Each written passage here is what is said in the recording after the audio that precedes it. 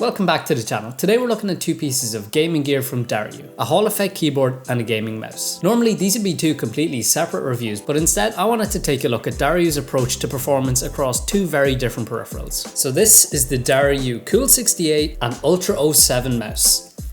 Let's get into it. Starting off with the unboxing, and I've got both the keyboard and mouse here, so let's look at them side by side. Straight away, I do notice a bit of inconsistency in the theming between the two, but realistically, it's more about the products inside. In terms of accessories, the keyboard comes with all the usuals, including a USB-C to A cable, a dual keycap and switch puller, and some spare switches. The mouse surprised me though. The presentation reminds me of one of those controller cross-section displays. Each part magnetically snaps onto the mouse, and you're getting an 8K dongle as well as a USB-A to C cable. Getting both products in hand, the difference is actually kind of interesting. The keyboard is surprisingly lightweight, whereas the mouse has a bit more weight to it, which is kind of the opposite to what you'd usually expect. On first impression, there's a bit of a split in design language. The keyboard feels pretty clean and minimal, whereas the mouse is a bit more niche. So yeah, moving into design and build, and this is where the two start to feel a little less aligned. Starting with the Cool68, the overall look is really sleek. I love the glossy accents and the branding on the back. In hand, it feels fine. Not especially premium, but not cheap either. While it is on the lighter side for a keyboard, I don't necessarily see that as a bad thing. For gaming specifically, which is what this is for, I've come to prefer when a board doesn't actually need to weigh a ton. Visually though, my favourite part is definitely these 3D light wings. They give the board that bit of personality without being overdone. The Ultra07 goes in a different direction. It feels more niche with a futuristic and generally more aggressive design.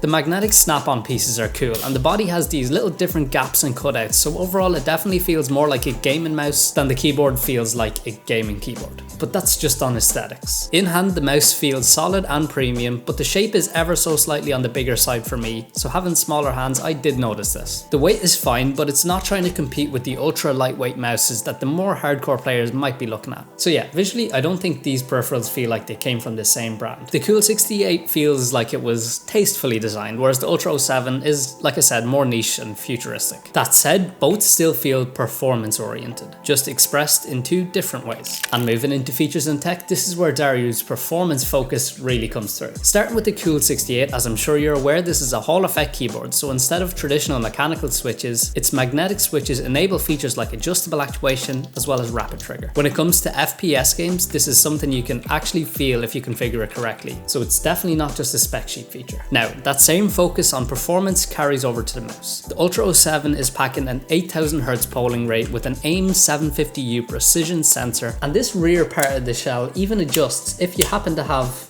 Hulk hands. Moving into performance and responsiveness, this is where the overall experience really starts to come together. Starting with the keyboard, the Hall effect implementation is, well, it's Hall effect, which I'm sure most of you know by now makes for a snappy experience. You really feel like you're one with your keyboard. By setting my WASD keys down to a low actuation and enabling rapid trigger, the responsiveness when it came to movement in CS2 became instant. The mouse, on the other hand, is a bit more straightforward, in a good way though. The clicks are slightly quieter, which I actually prefer, and the scroll wheel has nice tactile bumps, as well as the overall sensor performance feels solid. The only thing I did notice is that the side buttons sit a bit high for my liking, so they're not the most comfortable to reach, but this obviously isn't something that completely breaks the experience. When you put both of these peripherals together with dual 8000Hz polling, things just click. Overall, the setup feels fast and fun to play on. Moving on to everyday use, and this is where things become a bit more preference-based. Starting with the keyboard, the 65% layout is great for gaming. It's compact with everything in reach, leaving loads of mouse space, but for everyday use, I personally prefer something like a 75% just for that extra bit of versatility. The typing experience itself is decent, but I do tend to lean more towards custom keyboards for general use. So realistically, this is the kind of board that I'd use for gaming, but not something I'd leave on my desk all day. That said, when it comes to gaming, obviously,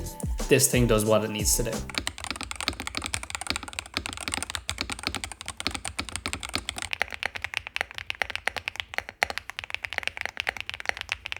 The mouse is a bit simpler. There's no real downside to using a gaming mouse day to day, it just comes down to preference. Personally, I tend to prefer the feel of a smoother mouse, but I do really like the quieter clicks, so it's kind of a balancing act. Moving into value and positioning, and things continue to diverge a little bit. Starting with the keyboard, the Cool68 comes in around $90, although at the time of filming you can actually get it closer to $65 with code NEW. And at either price, to be honest, I think it's a solid pick. You're getting Hall effect performance, good responsiveness, and overall a really capable gaming keyboard for the money. The mouse, on the other hand, does come in at around $120, and at that price, I think it's a little bit steep. It's a good mouse, don't get me wrong, but if you're looking for a straightforward, high-performance gaming mouse, there are more affordable options out there, even within Dareu's own lineup. So overall, value-wise, the keyboard definitely stands out a bit more, whereas the mouse is going to come down to whether you like specifically what it's offering. So after gaming on this setup for a while, it becomes pretty evident that this is based around performance. Everything is built around speed, and to be fair, it delivers on that. The keyboard is definitely the standout for me though. The Hall effect implementation combined with its design and price point make it a really strong option. The mouse on the other hand is good.